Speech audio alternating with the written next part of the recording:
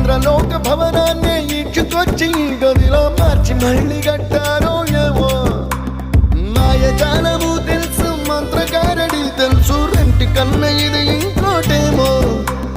నీలాకాశం నేలాకొస్తే ఇట్టాగే ఉంటాదో ఏమో ఈ సంతోషం దాచాలంటే హృదయాలు ఓ వంద కావాలేమో ఇంతందంగా ఉంటుందా ఈ లోకం ఇన్నాళ్ళు ఈ మనసుకి తెలియాలేదే పాపం